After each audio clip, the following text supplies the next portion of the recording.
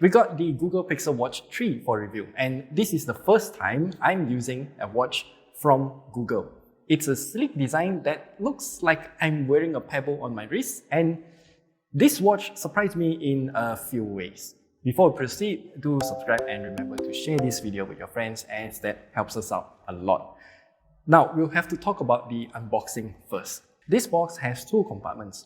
One of it is for the watch unit itself, and another box is for the strap. Under the strap compartment, we have yet another piece of strap, and that is meant for those with bigger wrists. Essentially, they are providing you with a small and big wrist strap size. I opted to use the small wrist strap size even though it can barely wrap my wrist around. It's still a very nice inclusion from Google since they have both sizes in the box for you. I'm not sure if the strap installation process is the same as before, but it is actually very straightforward here. Just push it into this area and then slide it across and it will lock in place. To remove the strap, we'll have to press on this piece here and then slide it out, and that's how you take off the strap. Most of the time, I will instantly change out the included strap because I usually don't like them, but the included strap for the Pixel Watch 3 though is, well, it's actually very good. I never once complained about how the strap felt on my hands, and they are also very flexible. Now, the watch itself is fairly simple in terms of design. It's circular and curved into the body of the watch, which makes it look like a pebble. The actual viewable part of the screen though is actually quite small, honestly. Our particular unit here is the 41mm version, and it looks dainty on my hands. It is using an extra display, presumably the same one found on the Pixel 9 series, and it looks very nice. I even used it outdoors navigating through the city, and it works very well. Then I realized the bezels on this watch is actually quite thick. I'm not sure if this happens to all units because when light reflects off the screen, I can see a weird indentation around the circumference. This indentation is when the screen ends and the bezel starts. We also have a microphone on the right side, a rotating crown that can be pressed, and then a side button above the crown.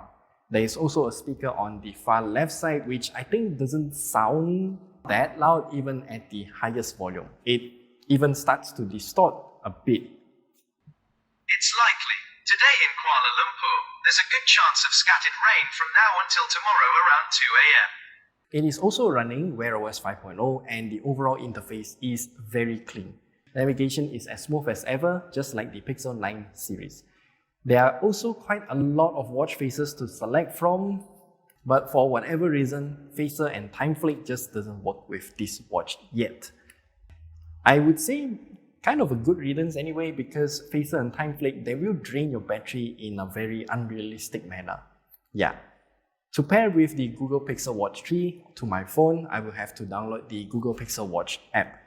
This app has a lot of common features like changing and customizing the watch faces and whatnot. There are also a lot of choices, and we can customize it pretty comprehensively as well. I eventually settled for this watch face because I like to see as many things as possible at a single glance. We can also customize the tiles, which loops when we swipe from side to side on the watch. One thing I find weird is that some of the settings aren't available on the companion app. For example, if I want to change the Do Not Disturb options, I need to swipe down, then tap and hold onto this icon here because I am too lazy to find it in the general settings menu on the watch. Then I can change the Do Not Disturb settings right here. While we're here, let's talk about this setting as well. The Do Not Disturb does not sync with your phone, so when my phone goes into DND mode, the watch stays in whatever mode that it was in. It does have something called bedtime mode, which automatically enables DND mode when it detects that I am sleeping. This, I was skeptical at first, but surprisingly it works very well because it never rang once when scammers call me in the middle of the night. By the way, we can also press the crown to bring up the app list, and we can install a bunch of different apps since we have the Google App Store here. One nice integration here is Google Home. I can turn on the lights with this watch directly, but it's a rather slow process. I would like to just toggle the lights on and off when I tap on the icon, but in this case here, we do have to tap onto a few different buttons before we can do so.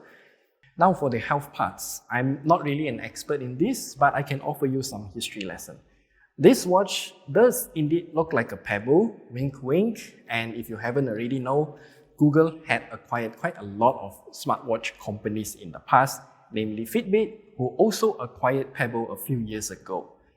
To track all of the health stuff, we'll have to install the Fitbit app. Every purchase of the Google Pixel Watch 3 also comes with 6 months of Fitbit Premium subscription for free. The interface is okay as it presents data in a rather nice and simple manner.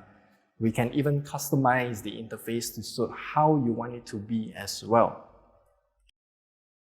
If you want to know how accurate the data tracking is, then you can check out this other channel, which I recommend because his tests are very scientific and I really like how he does all of his tests. Now, the battery life. For the Google Pixel Watch 3 41mm, I can stretch it to 2 days with a single charge with AOD turned off. If my usage is a bit more intense, then the watch will automatically turn on the battery saver mode when it hits 15% battery.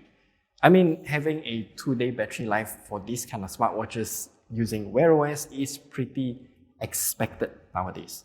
By the way, the charging speed is actually quite good as well. It takes at about an hour to charge from near empty to completion, but this charger though is actually a wired charger.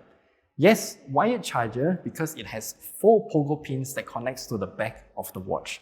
So you will have to pay attention to the alignment before you just leave it there and charge. Now, about the price of this watch. Well, I think it's pretty hefty. The Google Pixel Watch 3 41mm is at 1,849 ringgit Malaysia, and this is nearly double the price of something similar like the Samsung Galaxy Watch 7 40mm. The Google Pixel Watch 3 at 45mm though is only slightly more expensive at 1,999 ringgit.